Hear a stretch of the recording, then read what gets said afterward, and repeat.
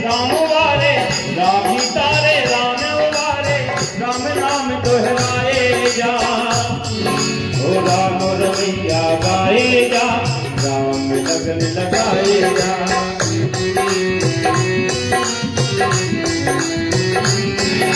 राम राम जय राम राम राम राम जय राम राम राम राम जय राम राम राम राम जय राम राम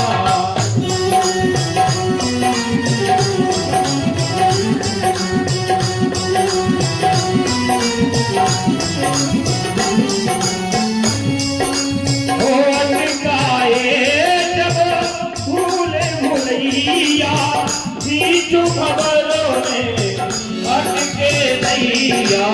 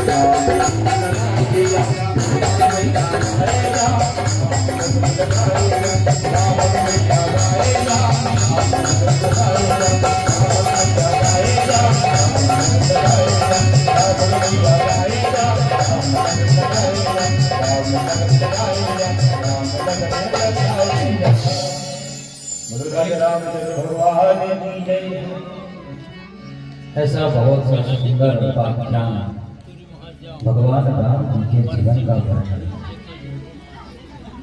वर्णन करने जाए तो रामचरित के ऊपर तो 4 महीना साल भर में 12 वर्ष तक कथा की जा सकती है। एक एक चौपाई के ऊपर बड़े बड़े संत जन जो है महीनों प्रवचन कर देते हैं। इतना अगूढ़ रहस्य, इतना मीठा रस भरा है हमारे वचन में तुलसी वाला। आगे थोड़ा मेरे गोविंद का प्राकट्य कैसे हुआ, क्यों हुआ, इसका उद्देश्य क्या है, इसका शुरुआत यहाँ से करते हैं। श्री सुखदेव जी कहते हैं, राजन नारायण के पुत्र ब्रह्मा, ब्रह्मा के पुत्र अत्रि, अत्रि के पुत्र जो है श्रीमान चंद्रमा, चंद्रमा के पुत्र बुध और बुध के पुत्र है पुरूरवा। इन पुरूरवा के 6 पुत्र होते हैं, आयुष, आयुष, जायु, रय, विजय और जय। इसी चंद्रवंश में एक अच्छे तपस्वी राजा का जन्म होता है जिसको कहते हैं गाधी। गाधी महाराज के पुत्र तो हुआ नहीं, एक पुत्री हुई। इस पुत्री का नाम तो सत्यवती, सत्यवती गुणवान सुशीलवान। लेकिन एक दिन जंगल में घूमने की इच्छा से गई और वहां देखा कि एक बामी का झुंड लगा हुआ है और उस बामी के झुंड से कुछ जो है सनसनाहट की आवाज आ रही है और बामी में कहीं से कुछ तो दिख नहीं रहा था। 2 छोटे छिद्र दिख रहे थे और उन्हीं छिद्र के अंदर क्या है ये सोच करके कांटा लिया और छेद दे दिया। उस छिद्र से रक्त बहने लगता था और उसके अंदर तपस्या कर रहे थे ऋषि मुनि। रक्त को देख करके जो है सत्यवती डर गई, वहां से चली गई। लेकिन ऋषि मुनि जो है सेना वहां पर अस्त होने लगी। सत्यवती गादी ने बिना मन के विवाह किया, जीवन अच्छा चलने लगा। एक दिन गादी के मन में आता है कि पुत्र नहीं है, मेरे दामाद तो बहुत ज्ञानवान है, सभी प्रकार की शक्तियां उनके पास है। अपनी पत्नी को कहते हैं कि दामाद से कहो कोई ऐसी औषधि बना दे जिससे हमें संतान दर्शन प्राप्त हो जाए। ऋचिक मुनि ने प्रकार की औषधि बनाई, एक अपने पत्नी के लिए और एक अपनी सासू मां के लिए। तो औषधि पीने में थोड़ा गड़बड़ हो गया, औषधि जो है वो अदला बदली हो गई। जो अपने लिए बनाया था सासू मां ने पी लिया, और सासू मां के लिए जो बनाया था वो पत्नी ने पी लिया। इसलिए सासू जी के जो पुत्र हुए वो क्षत्रिय होकर के भी ब्राह्मण हो गए, जिसका नाम है विश्वामित्र। कौन नहीं जानता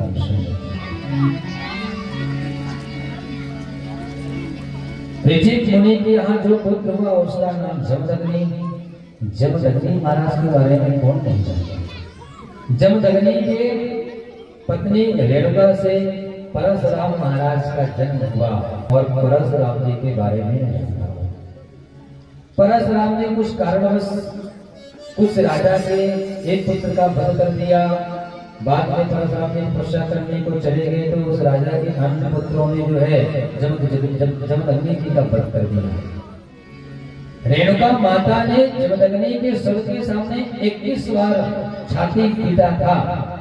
जब परशुराम जी को पता चला तो 21 बार पृथ्वी को क्षत्रिय विहीन करूंगा ऐसा संकल्प कर दिया, और संकल्प को उन्होंने पूरा किया।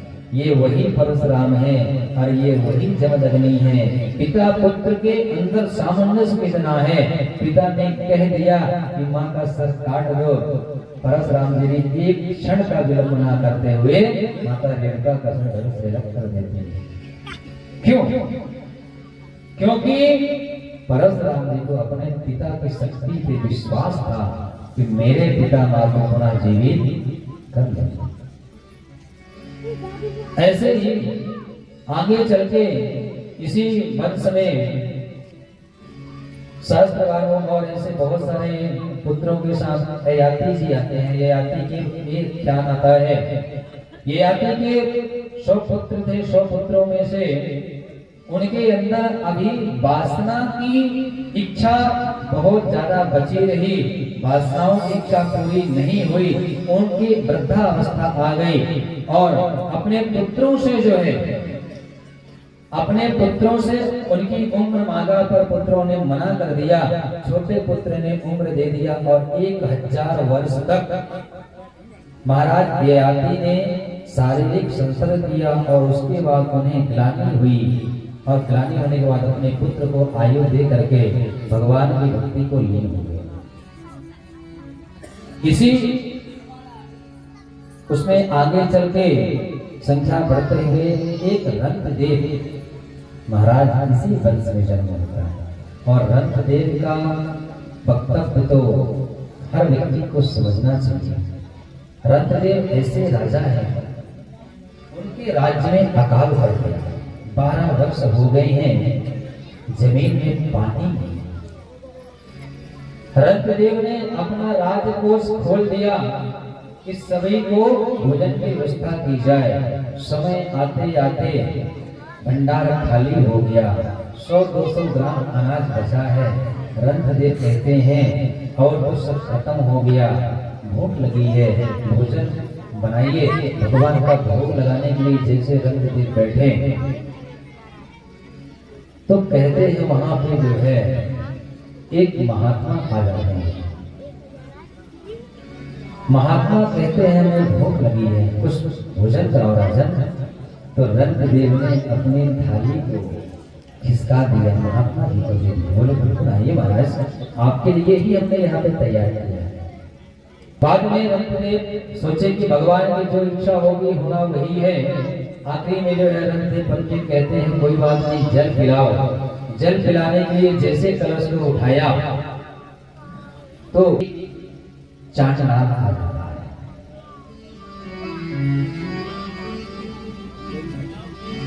चांचनाग आया, वो भी प्यारी समर्पित कर दिया। दुर्दशा को देख करके रंतदेव प्रार्थना करते हैं कि हे भगवान, तो पूरे संसार का दुख हमें दे दीजिए, लेकिन इस उसर भूमि को हरा भरा कर। भगवान अनंतदेव का परीक्षा लेने के लिए आए थे। चांडाल महात्मा और कुत्ता ये कोई और नहीं, धर्म ही थे। भगवान का स्वरूप धर्म ही था और भगवान जैसे अपना स्वरूप का दर्शन कराया रत्नदेव के देखते देखते बादल छा गए और मूसलाधार बारिश होने लगी। पूरी पृथ्वी वर्षा के जल से जलमग्न हो गई, हरी भरी हो गई। रत्नदेव ने अपने आप को कृतार्थ समझा और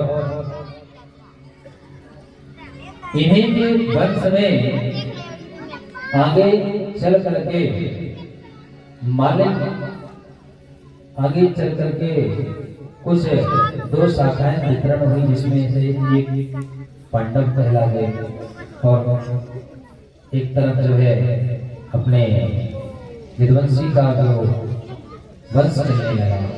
उसी के अंदर आते आते जो है तीसरी भगवान के जो पहले की तीसरी पीढ़ी में दो भाग होते हैं। यदुवंश जो नंद हुए और दूसरे होते हैं सूरसेन का परिवार का पुत्र हुए और प्रजन का जो वंश चलता है। अभी हमारे भगवान के यहाँ सूरसेन के पुत्र दूसरी पत्नी जो थी उनके बेटा है सूरसेन। सूरसेन के पुत्र है वसुदेव, यहीं से वासुदेव का वंश प्रारंभ होता है। उनके पहले पत्नी के पुत्र संबंध का और वसुदेव जी की 7 पत्नियां हैं कि पौरवी रोहिणी भद्रा मदिरा रोचना इला देवी प्रमुखासन पत्न्या आनंदवती। इन पत्नियों में सबसे छोटी माता देवकी। देवकी माँ के गर्भ से 6 पुत्र हुए। सबको पता है, जिन्हें क्रमशः कंस वध किया है। इसकी कहानी है उग्रसेन जी के सूरसेन जी के एक पुत्र पैदा हुआ था। उसमें राक्षस की दृष्टि पड़ने की वजह से ऋषियों ने कहा कि ये बहुत दुराचारी होगा। उन्होंने जल में प्रवाहित कर दिया। उग्रसेन जी उसको पा करके पुनः घर ले आए। भगवान की इच्छा को समझ करके पालन पोषण हुआ और इसी के जो कंस है, कंस की चचेरी जो बहन है, उनका नाम है देवकी। एक दिन माता देवकी को बैठे देखा और कंस के मन में विचार आया कि मेरी बहन कितनी सुंदर है, इसके लिए सुंदर वर का प्रबंध करना चाहिए और उनसे ही आग्रह करता है कि मेरी बहन के लिए आपसे सुंदर वर तो कोई और नहीं मिल सकता।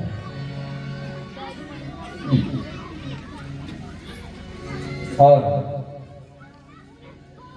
सुंदर वसुदेव जी से विवाह होता है। यहाँ पे सुखदेव जी राजा परीक्षित को किस प्रकार भगवान के जीवन की कथा सुनाते हैं कि भगवान का माता का विवाह हुआ, 6 पुत्रों को कंस ने मार दिया। 7वां पुत्र आकर्षित होकर के रोहिणी के गर्भ में गया। रोहिणी के और पहले से पुत्र थे।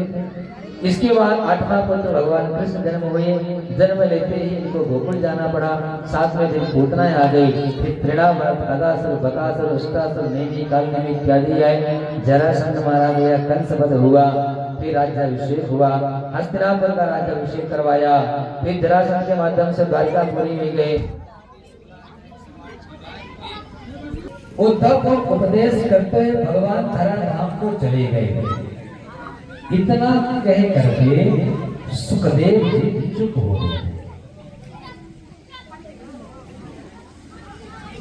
आगे सुखदेव जी ने कुछ बोला नहीं।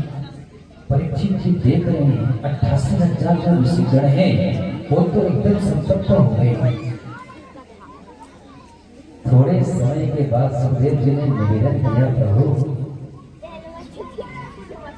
जिस द्वारकाधीश ने हमारे दादाओं परदादाओं की रक्षा की हर समय, उनकी कथा हो गई? तो सुनील जी कहते हैं हाँ हो गई।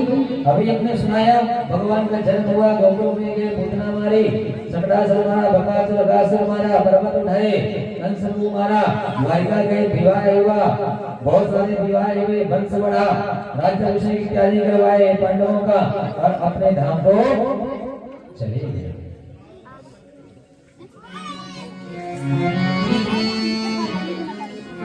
तो परीक्षित जी कहते हैं, प्रभु आपने इतने सारे कथा इसमें आपने सबका सुनाया बहुत विस्तृत, लेकिन जिस द्वारकाधीश ने हमारे पूर्वजों की हर समय हर पल रक्षा की, और तो और मैं अपनी कहता हूँ गर्भ में ब्रह्मास्त्र से जिस द्वारकाधीश ने मेरी रक्षा की, उसकी कथा इतनी सूक्ष्म तरीके से। महाराज जी यहाँ तो आप बहुत जल्दबाजी कर गए, मुझे खुशी है। मैं आपके वक्तव्य का खंडन नहीं कर रहा हूँ, पर थोड़ा मुझे जिन पूर्वजों को वंश में मेरा जन्म हुआ है और उन पूर्वजों को बचाने वाला हर समय की कथा थोड़ा हमें विस्तार से सुनाइए।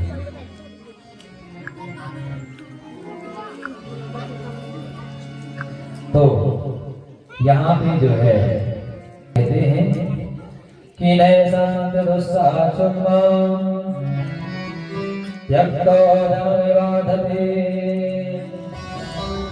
पिबन्ते त्वनमुखं भोज च्युतं हरे कथा।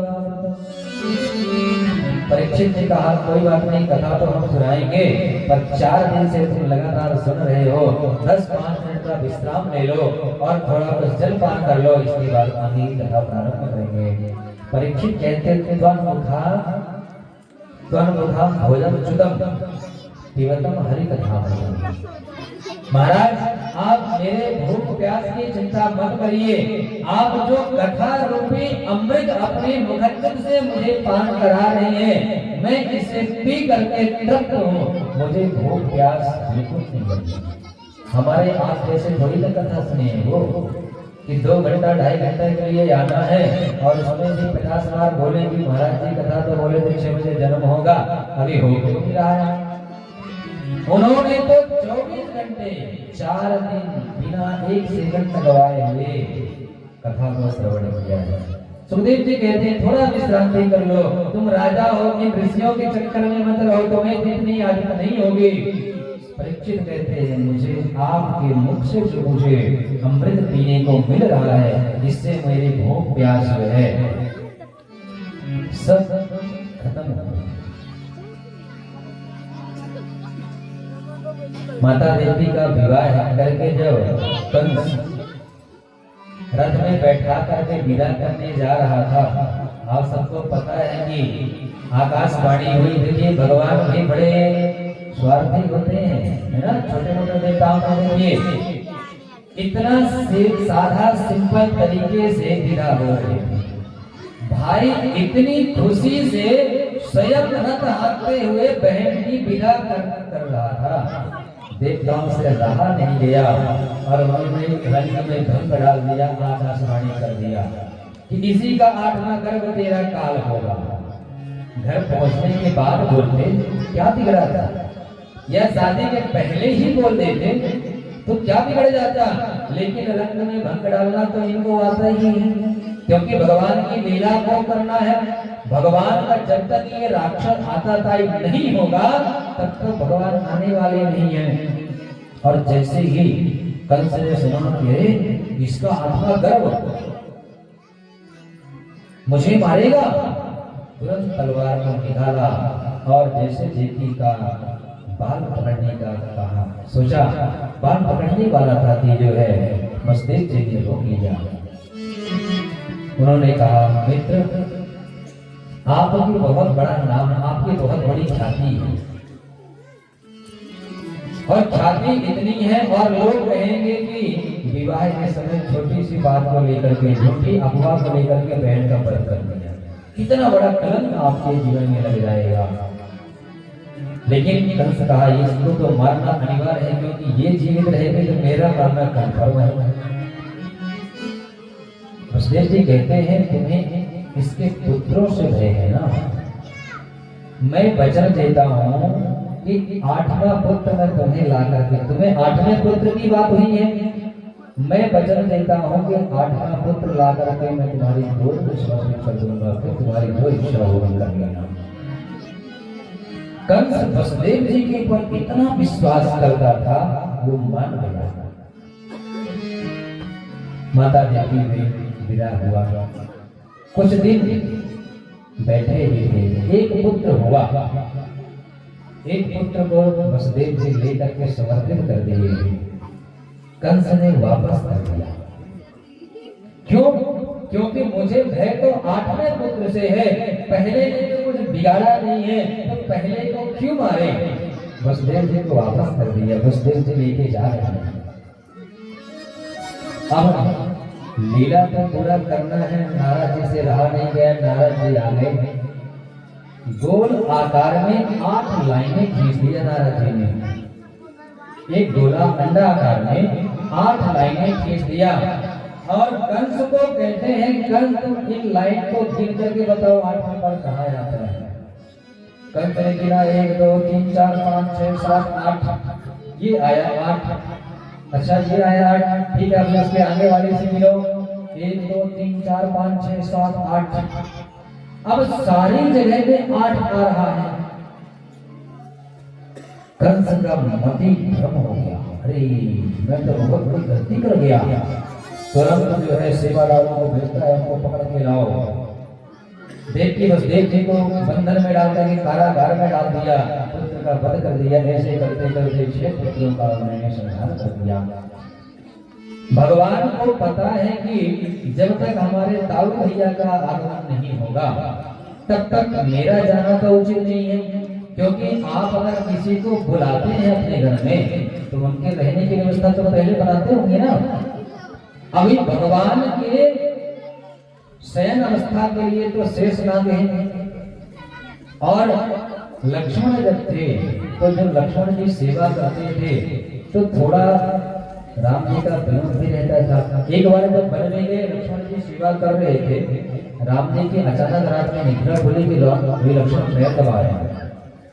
राम जी ने बोला लक्ष्मण बहुत रात हो गई, जाओ सो जाओ।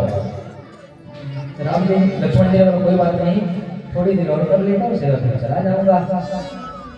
ऐसे करते करते ब्रह्म मुहूर्त आया, राम जी ने थोड़ा डांट लगाई, लक्ष्मण तुम अपने बड़े भाई की बात नहीं मानते हो, मैंने तुमसे कितनी बार कहा जाओ थोड़ा तुम भी आराम कर लो, थक गए होगे।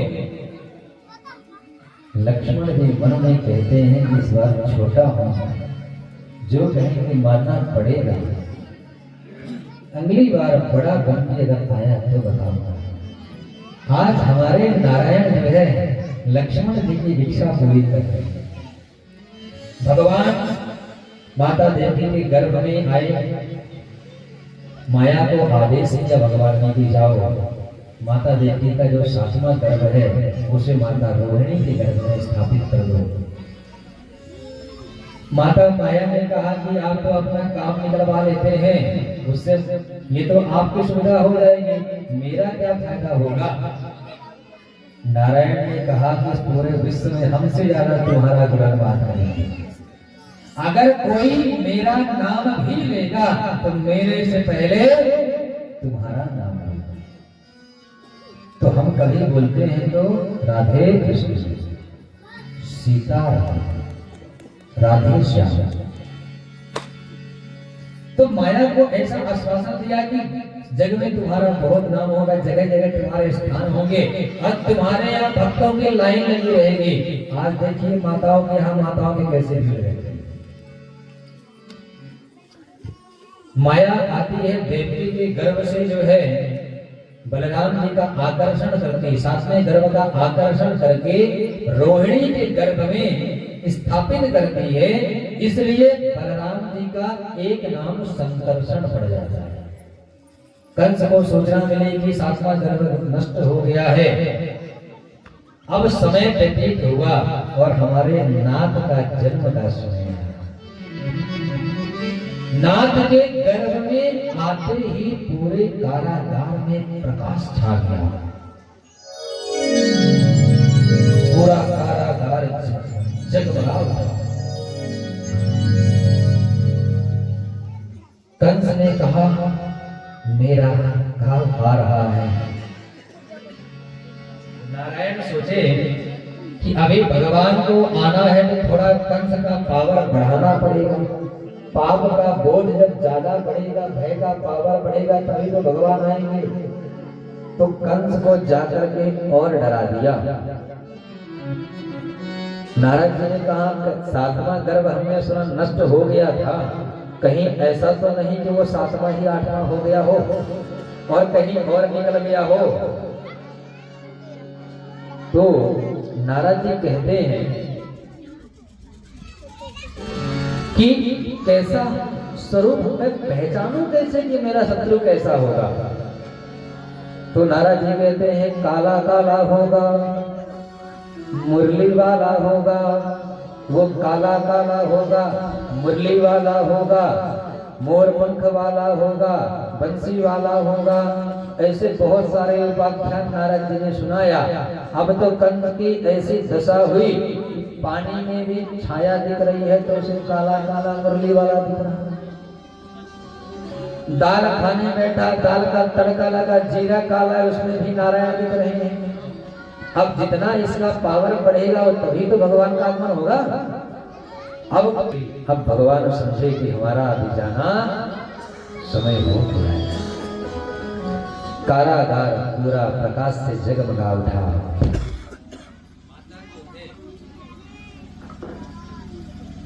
बैठे हैं, अचानक भगवान जो है चार भुजा धारण करके उनके सामने पहुंच जाते हैं। बोलिए द्वारकाधीश भगवान की जय हो। चतुर्भुजं सांग गदा विराजमान, चार भुजा यानी शंख चक्र गदा पद्म लिए हुए। माता को प्रणाम किया, माता प्रणाम करता हूं। माता ने परिचय पूछा, आप कौन है? अरे आप ही का पुत्र हूं। माता ने बोला, भला 30 फुट का कौन पुत्र होता है? इतना बड़ा कोई पुत्र होता है क्या? माता, मैं इस परिस्थिति में इसलिए आया कि मामा कंस जो है बहुत आपको तकलीफ दिए, तो सोचा कि जाते हैं मार मार करके आप उनका उद्धार करके और आपको छुड़ाएंगे। तो अभी किसी से लड़ना है तो शत्रुओं के साथ तो आना ही पड़ेगा। इसलिए देखिए हम सब आए हैं, तैयार होकर के बताइएगा मामा कंस हमारे। अभी हम जाते हैं, उनका वध करते हैं। भगवान याद दिलाते हैं कि आपने ये कह रहे कि आपको मैं मिलूंगा तो कदाचित एक आध बार मिलते। अगर भगवान से आप बोलो कि मुझे आप चाहिए तो शायद एक आध बार। यहाँ पे स्वयं वो मनु और शतरूपा ने क्या मांगा था कि मुझे आपके जैसा ही स्वरूप का पुत्र चाहिए। भगवान कहते जहां कोई ये कहे कि मुझे आप जैसा चाहिए तो मुझे हमें खुद जाना पड़ता है वहां पे, क्योंकि हमारे जैसे से काम नहीं। अब तो हम देखिए आप बुलाया, हम आ गए। माता ने कहा और तो सब ठीक है, तो इतना बड़ा बच्चा कोई देखेगा तो क्या कहेगा? हमें तो खुद शर्म आ रही है कि इतने बड़े बच्चे से हम कैसे लाड़ प्यार करें।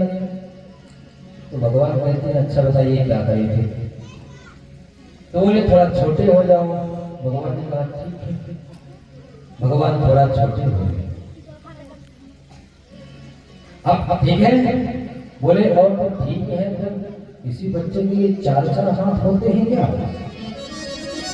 ये 4 हाथ का बच्चा कब से पैदा होने लगा भाई? बोले बहुत माता बहुत परेशान करती है। सीधा सीधा बताइए नहीं तो हमें क्या करना है? बोले कोई बात नहीं, अभी फिलहाल तो 2 हाथ साइड में रखो। भगवान ने दोनों हाथ निकाल दिया। बोले अब ठीक है? बोले वो तो ठीक है, पर ये बच्चा कोई शस्त्र लेके थोड़ी नहीं आता है। चक्र हाथ में लिए ये कौन लेके आता है? भगवान कहते हैं माता जी आप बहुत परेशान करते हैं। ऐसे राम जी बोलते थे। यहाँ पे जो है भगवान जो है संत चक्र इत्यादि हटा दिए और अब माता ठीक है। बोले और तो ठीक है, इतना बड़ा बड़ा मुकुट, इतना सुंदर पोशाक पहन के कौन आता है? बोले अच्छा ये भी करना पड़ेगा। बोले कोई बात नहीं, सादा पोशाक में आ गए। और तो बोले ठीक है, अब तो ठीक है ना, अब चले मामा कंस के पास। अरे बोले बेटा बच्चा हो जाता है, 20 साल का बच्चा होता है क्या? भगवान कहते हैं भैया एक बार बताइए, कभी बोलते थोड़ा छोटा हो जाओ, कभी बोलते मोटा हो जाओ, कभी बोलते हाथ निकाल लो। अरे बताओ क्या करना है, छोटा होने में कोई बात नहीं, छोटे हो गए भगवान, छोटे हो गए। बोले अब तो ठीक है, अब चले। बोले अब तो ठीक है, पर बच्चा ऐसे सुंदर वस्त्र पहन के आता है क्या? अरे बोलो कपड़े भी करना पड़ेगा। बोले छोटे बच्चे वस्त्र कहाँ पहनते हैं? देखिए माँ का वात्सल्य है, भगवान को भी निर्वस्त्र कर दिया। भगवान कपड़े से उतार दिए, छोटे भी हो गए, शस्त्र वगैरह भी छोड़ दिया। अब जो है भगवान कहते हैं माता अभी मैं जब आया था तो हम आपकी सुरक्षा को देखते हुए आया कि आपकी सुरक्षा करनी है, आपको मामा का स्वागत करते हैं, इसलिए मैं आया। बट यहाँ पे अब हमारी सुरक्षा की जिम्मेदारी आपकी हो गई, क्योंकि मैं बड़ा तो हूँ नहीं, मेरे 4 हाथ भी नहीं है, शस्त्र भी नहीं है, तो अभी ये जो मैं बच्चा बन गया हूँ, इसकी सुरक्षा की जिम्मेदारी जो है अभी आपकी पड़ जाती है। मैया गोविंद को देख रही है, कितना सुंदर कितना सुशील लग रहा है, और मन में भगवान का चिंतन कर रही है कि हे प्रभु आपने जो संकल्प किया था, जो वचन दिया था, आज उस वचन को पूरा करने के लिए आप मम्मी से बच्चे ही बन गए। आइए हम माता देवी के हृदय को अपने हृदय में स्थापित करने का प्रयास है। बोलिए कृष्ण कन्हैया लाल की जय। 2 मिनट भगवान नाम संकीर्तन करेंगे, फिर भगवान को जन्म दिया करेंगे।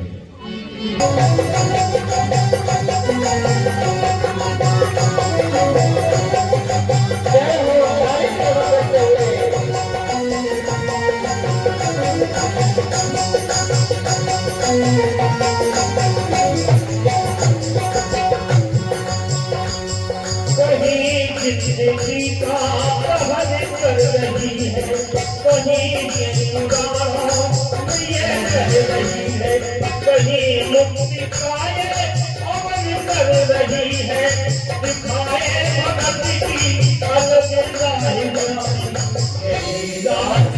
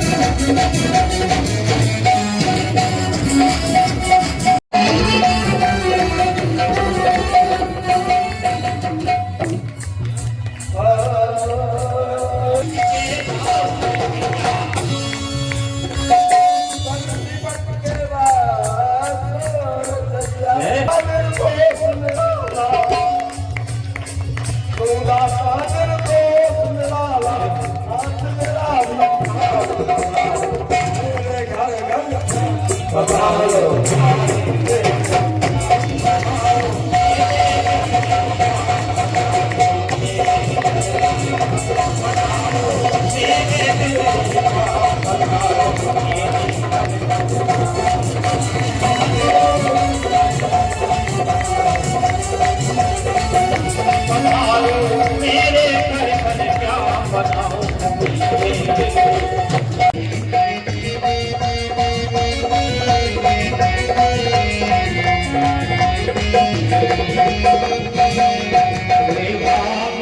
भाग्यवत भगवान की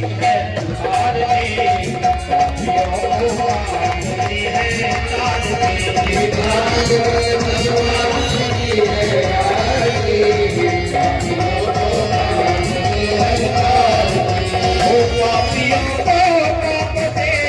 पापियों को काप दे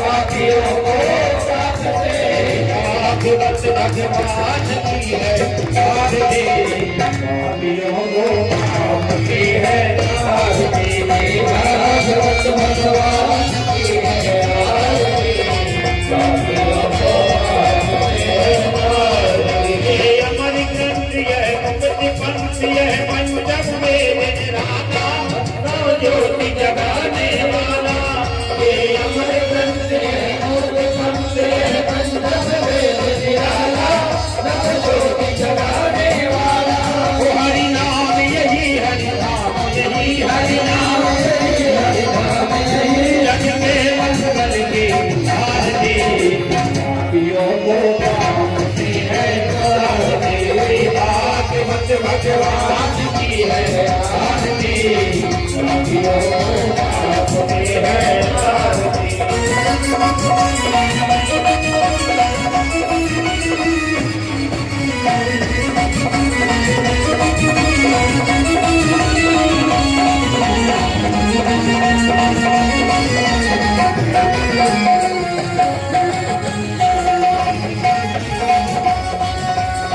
ये शांति गीत पावन पुनीत पापों को मिटाने वाला हरि दर्द कराने वाला ये शांति गीत पावन पुनीत पापों को मिटाने वाला हरि दर्द कराने वाला यह शांति गीत पावन पुनीत पापों को मिटाने वाला हरि दर्द कराने वाला यह दुख हरनी है दुख हरनी है दुख हरनी है दुख हरनी मजबूत दी